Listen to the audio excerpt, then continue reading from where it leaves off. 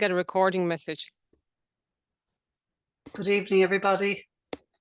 Welcome to all, and I am Patricia Duff. I work with Carlow PPN, and I'm delighted to present to you this evening Anya Byrne, who is the Community Climate Action Officer for Carlow County Council. And Anya is joining us this evening to talk about Strand 1, Round 2, the second year of this fantastic fund available to community groups in Carlow. And today is the first day of Climate Action Week. So I'm going to hand you straight over to Anya, who's going to present on the fund that's available this year. And if anybody has any questions, you'll see Anya's contact details at the end of the slides, and we'll be circulating them to people afterwards. So thanks very much, and thanks very much, Anya. Thanks a million, Trish. So as Trish said, my name is Anya Byrne. I'm the Community Climate Action Officer with Carlow County Council. And just to say, tomorrow or this evening, we're going to cover an overview of the Community Climate Action Programme Fund. Round 2 of it is just about to open now. We'll go through how to prepare your application, introduce projects under each of the themes covered by the programme, have a quick look at the evaluation criteria. I'll introduce bridging finance, and then, as Trish said, I'll share my details at the end so people can get in touch if they have any questions. So basically, what is the background to the Community Climate Action Programme Fund? So basically, all entities, publicly funded entities, have to reduce their carbon emissions, including local county councils. And, you know, there's a lot of work happening at national and EU level in terms of tackling climate change. And the Climate Action Programme Fund is one initiative to engage communities and individuals on the carbon reduction journey. And their funding supports also for different kinds of projects in communities to try and get people thinking about climate and talking about it and taking action. There's other funds available, but this one, I suppose, is the one that we're promoting at the moment, and it is available to community groups across Carlow. So there's 100% funding. That's the first thing to say. And there's 3 bands, or there were the last time. So projects under 20,000, projects between 20 and 50, and projects between 50 and 100. As with a lot of funding applications, you have to pay your supplier first and then claim the money back afterwards. Bridging finance might need to be something that you'll have to consider, and then all the kind of evidence, quotes, receipts, bank statements, tax clearance will be required by the group, and applicants also will be required to have insurance and demonstrate that at the time of application. In terms of how much money, so we have 378,000 available just for Carlow. The application is going to be via the Submit portal, so it's an online application, and Submit is the portal that we're using. The purpose of the grant is to reduce carbon emissions, so that has to be the main reason that the application is being submitted, that you're reducing carbon emissions. And just for your information, there are 5 themes. Those are community and energy, food and waste, biodiversity actions, or local climate and environmental actions is the other kind of heading, but biodiversity is a bit shorter, so I was using that one. Travel and shopping and recycling. And I have that little key icon just to kind of highlight for you when you're reading back over these notes to really pay attention to whatever point is being made where the key is. And really, your project has to be doing one of these things. It's in the framework document for the funding. It's in the description that we've been given in terms of how we have to evaluate the projects.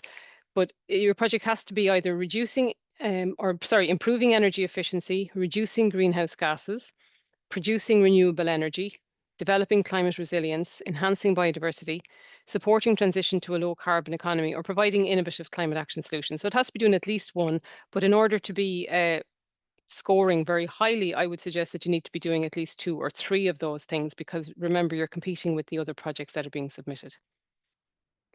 In terms of preparing your application, as I said, this is going to be happening. The application is going to happen on the Submit portal, and the web address is there, carlowcococlimate.submit.com /.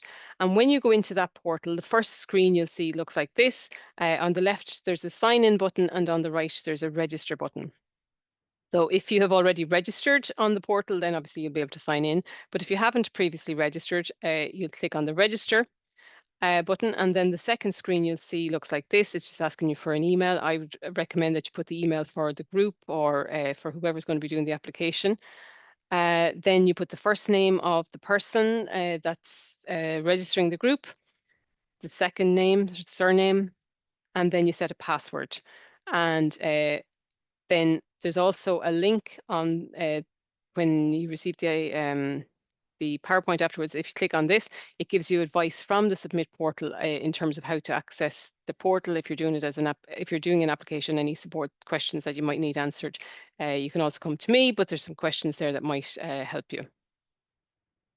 In terms of preparing your application, first thing I'd say is review the online application form when it opens and check what documentation you will require. So for example, section 1 is looking about tell us about your group or organization, and all the usual questions are there, like how long does your group exist? Do you own your premises? Who are the personnel who'll be overseeing the project? Do you have PPN membership? And what's the organizational status?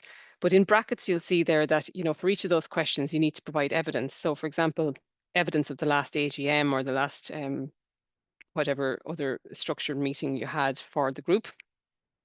We'll need evidence of the deeds of the premises if you own it, or if you're leasing or renting, we need a minimum of a 5-year lease.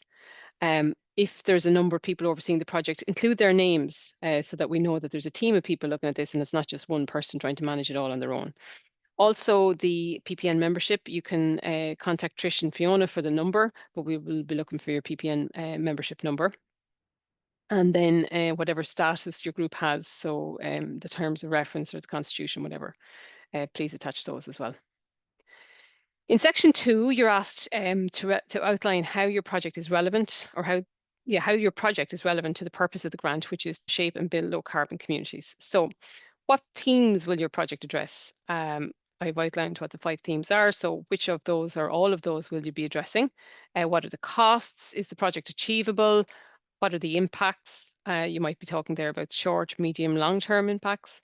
Innovation and scalability is a question that's in there as well in terms of the project that you're proposing.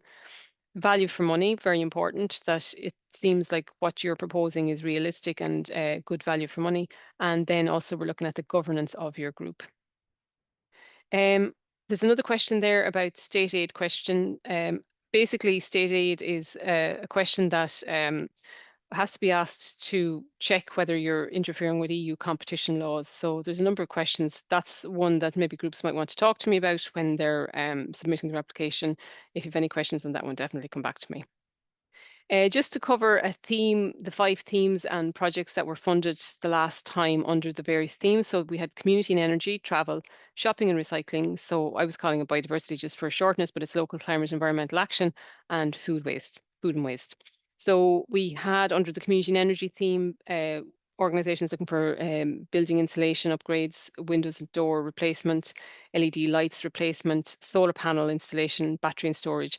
And just to say, for any group that's looking for funding under the community and energy theme, Carlow County Council does require them to have an energy audit to support their application, and there will be a question about that on the form. Under travel, groups looked for bike racks, covered bike racks, signage regarding cycling routes, and anti-car idling promotion. On shopping and recycling, there was removal of single-use plastic from venues through campaign for reusable bottles or purchase of bottles, and the installation of water refill stations. The local climate environmental action, there was tree planting applied for, so mini forests. And then in some other counties, but not here, we had some biodiversity information signage boards funded, and biodiversity projects like bird boxes, hedgehog boxes, things like that, and pollinator-friendly planting. And also under the food and waste heading, there were composter for community garden was funded in Carlow, and then there was a water harvesting project funded, not in Carlow, but in a community garden in Enniscorthy. So there's projects from all around the country that have hit those 5 themes. Just examples here from Carlow, that's Tinryland Park, CLG, they did LED light replacement in the park. There's Bagenalstown Gales GA Club, they put in solar panels and a hot water ready. Michael Community Hall did insulation, windows and door replacement. St Patrick's Soccer Club in Great Cullen, they're going to plant a pocket forest, and this is just an image taken from Pocket Forest Ireland in terms of what a pocket forest looks like. It's a small area of planting, very densely planted, and is evidence-based to sequester carbon when it, after a certain number of years, when it's established. This is Bagenalstown Community Garden. They got funding for the composter, which is insulated, so it breaks down the compost more quickly. And then these raised beds that are, they they can move them, but they're also at a good height for people with disabilities which use the centre or use the community garden. And then because they're mobile, they can use the space inside, and they can move the planters out as necessary. There's this key then just for to link some kind of useful information. Basically, my colleagues and myself from Kilkenny, Wexford and Waterford came together and created like a little video about a good project from each of our counties. They were all good, but I suppose just to kind of hit the 5 themes, we selected a project in each county, and there's an opportunity to meet the successful applicant. And that video is something you can just look at to get an idea about the different types of projects. And I'd also say that, what's good in those projects is you can kind of see that there's, they cover a variety of themes, and they provide a good information for groups that might be looking at submitting an application. And the partnership approach, for me, is quite important. If you're in a community and you can link in with other groups, then it might make your application a lot stronger because you're actually doing a whole of community approach. So these are the evaluation criteria, and the key is there again, very important to consider these when you're writing up your application. So there's 6 evaluation criteria, all marked slightly differently. Relevance and impact has 30 marks, so that's the highest. Innovation and scalability has 20 marks. Value for money has 20 marks as well. And then the last 3, achievability, partnership approach, and governance, have 10 marks each. And it would be worth your while reading through those to kind of, understand what we're looking for when the projects are being evaluated. You'll get the slides at the end, so it's a good resource to keep with you when you're doing the application. I mentioned bridging finance. Under round 1 of the Community Climate Action Programme, a number of groups had to use bridging finance options. And these just 3 examples of how different groups did that. Tullow Menshed, for example, used Community Finance Ireland. St Patrick's GA Club in Tullow used the GA Central Council grant, and Michael Hall used community funding to bridge their, so they had their own community funding model that they were able to access. That's just Community Finance Ireland in terms of a little bit about them. And there's a contact details there for Barry, who is very open to talking to groups. That's who Tullow Menshed went with, and they found the process very easy and very friendly, and it worked out quite well for them. Another key there, we're going to have 1-hour climate conversations with Jacinta Barnes. So Jacinta delivered the Over 60s Climate Action course here in Carlow in 2024 and into 2025. And she's agreed to do a 1-hour conversation linking the cup of tea to climate change. So it's kind of helping groups understand why we have the situation we have in terms of climate change, and understanding why it's important that we take climate action. And if people are interested in that, you can email me and I will send you the link. There's 2, the same talk will be repeated basically. So there's one happening on Monday, the 10th of November, and one for the 17th of November. These will be up available to counties that have taken part in this. So there's about 14 or 16 counties across the country where people can come from to take part in these various climate conversations.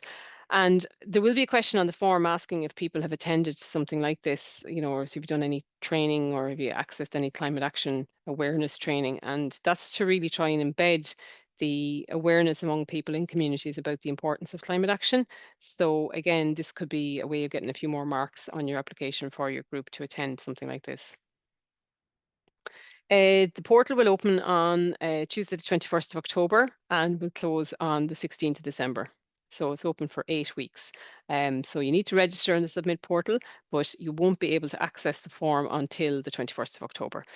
So any preparation that you can do in advance, so getting quotes, getting all your documentation together, you'd be as well to get that started now, so then that when the portal opens and the form is live, you'll just be able to use that time to compile, the bits of information required on the form, and you'll have as much of the preparation done in advance as possible.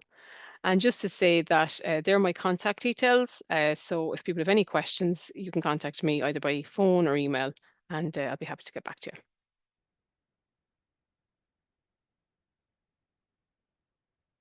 Sorry, Trish, I think you're on mute there. I'll just stop sharing there now.